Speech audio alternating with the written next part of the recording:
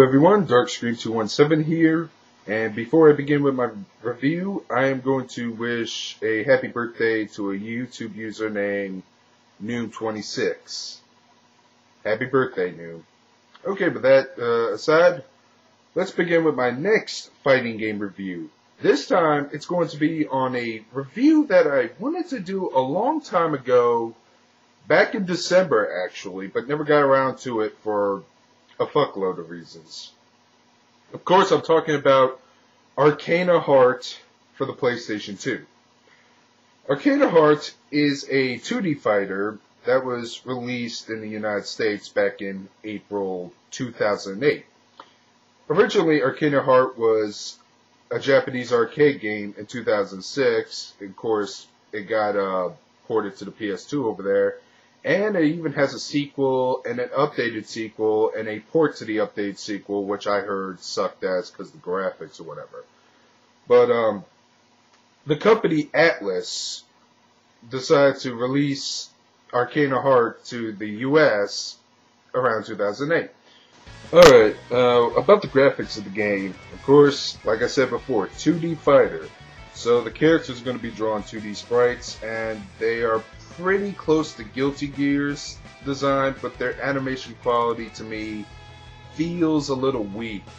But other than that, the character designs, the way they're drawn and everything, it's passable, and it does look amazing for a 2D fighting game. And as for the background stages, well, they're just generic locations like a rooftop or a shrine temple, and I think a school playground, one of them, but not much is going on in the background of the stages. They're just there, and there's no crowd of people watching or anything, so the background stages look a little blandish, unless of course you use the Arcana Force mode. I'll cover that later. Alright, time for the gameplay, and oh boy, this is a doozer. See, now the game has its basic 4-button layout. You got a light attack, a medium attack, and a heavy attack. And then you also have the special button, which by default is X. And what the special button does, it does attacks for the Arcana you select before you start the game. And it also gives you a homing feature, which allows you to charge after to get closer to the opponent faster. You can also do it to him when you knock him in the middle of the air, and then you can do homing attacks up in the middle of air and start doing attacks, some juggling combos. And believe it or not, I actually love that part of the game, is how you can do aerial combat and all that jazz. And then there's also the Arcana. I've said it before, you can actually pick 1 out of 11 different Arcana in the game before you start a match, or arcade mode, or a story mode.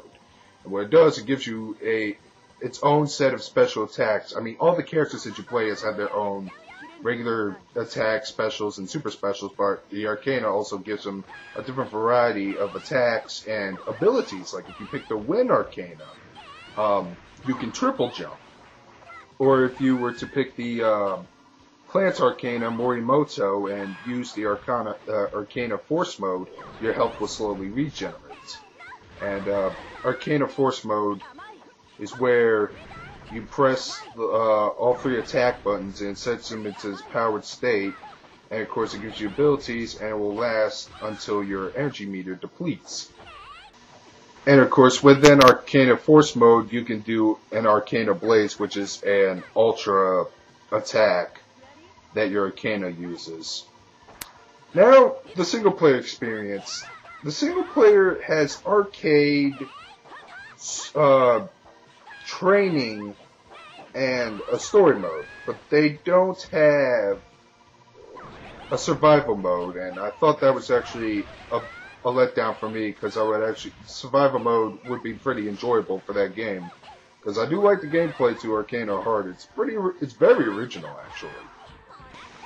Okay, I want to briefly cover story mode, and of course the storyline to the game itself. And to be honest, I'm actually reading from the video game's instruction book about the prologue, but here it goes. In ancient times, the elemental world and our world were joined.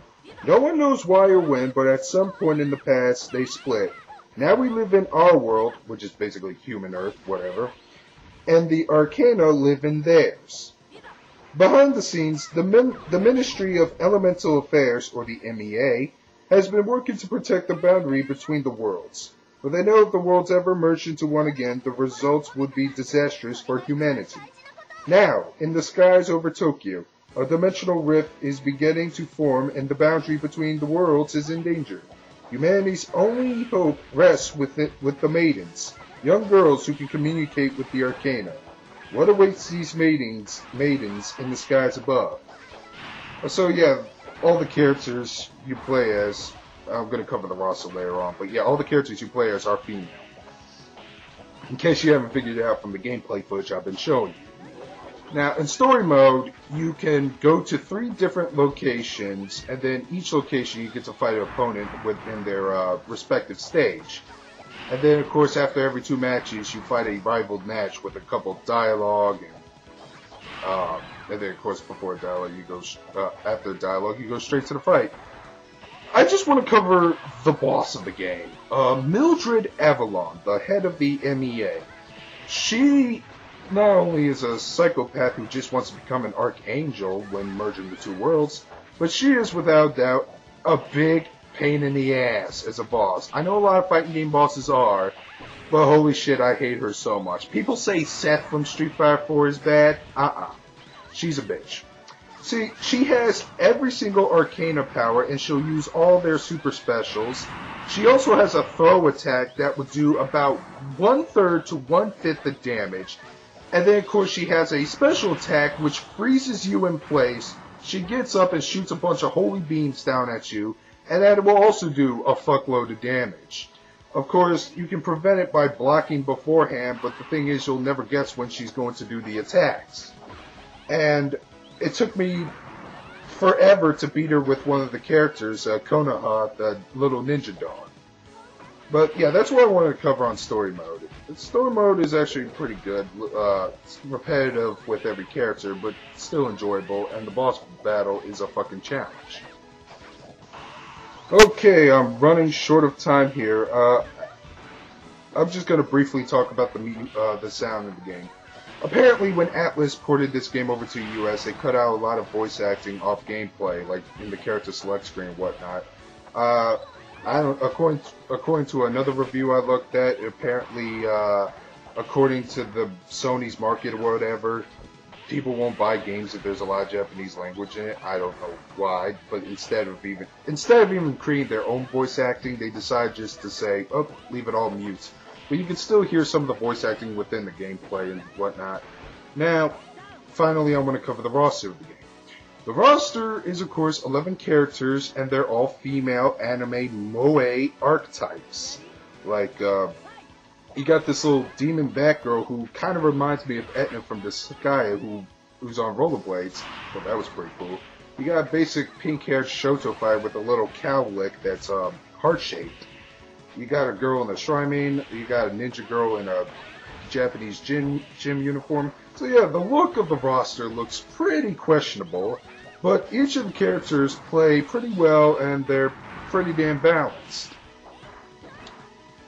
I will admit, the character that really makes me laugh is, of course, Kira, the one that controls that little water blob, and she's basically the wrestler archetype in the game, and she makes me laugh. I'll do a character review sometime of her, of Kira Daidoji in the future, but I want to wrap this game up. A new game to the fighting genre. I still find it pretty entertaining, and if you have a PS2 or miraculously a PS3 that's PS2 backwards compatible, and a fan of fighting games, give this game a look. Rent it or buy it. I give Arcana Hearts a B. Hope you enjoyed this review. Darkscreen217, signing out.